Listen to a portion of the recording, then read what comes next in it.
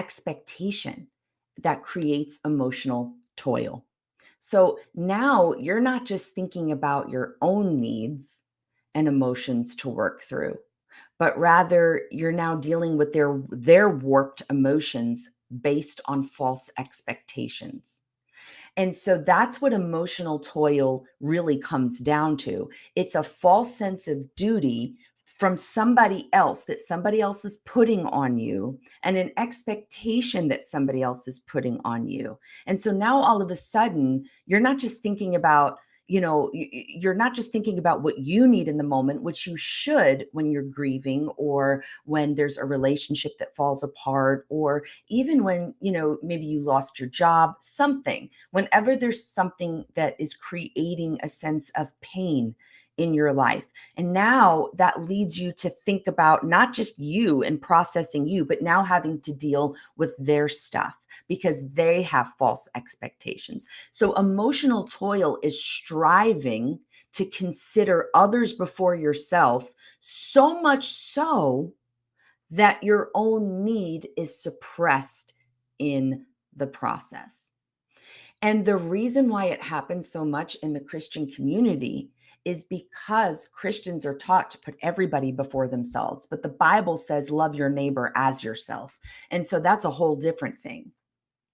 Because how are you supposed to love others well if you don't love you enough to process through your own drama, your own feelings, your own trauma, the things that you've gone through?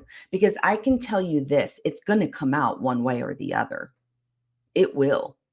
If you don't deal with your own emotions and you're so busy focusing on the needs of everybody else, they might grow to an extent, but you won't. And furthermore, they'll also never learn how to process. So that may be like a placeholder of a calm, a sense of like, oh, that's, good for you. You're feeling better now, but that won't last because they're going to come back to you because they're going to keep needing you to do that for them. They're going to keep needing you to bear their feelings as their own and to process their feelings for them. So now there's two people that aren't growing. You're not growing and you're not helping them because you are catering to that toil. We're not supposed to do that. Emotional toil also occurs, this is important, when you're concerned about, listen to me, when you are concerned about how people feel about your feelings. I'm going to say that again. It's when you're concerned about how people feel about your feelings. So it doesn't matter how they feel. That's their responsibility. Okay. Their feelings belong to them. Your feelings belong to you. So if you are not saying something, or you're afraid to say something, or if you have something to share, but you're concerned how people are going to feel about the way you feel, that's a problem. That's emotional toil. It doesn't matter. It doesn't matter. That's their responsibility. So I'm going to give you an example. Let's talk everyday life. Let me give you a scenario. You approach your spouse just randomly, right? And you're like, hey, we need to talk. And you share what hurts you, and you share why it hurt you. And you shared that in the future, there's a different way that would bring connection.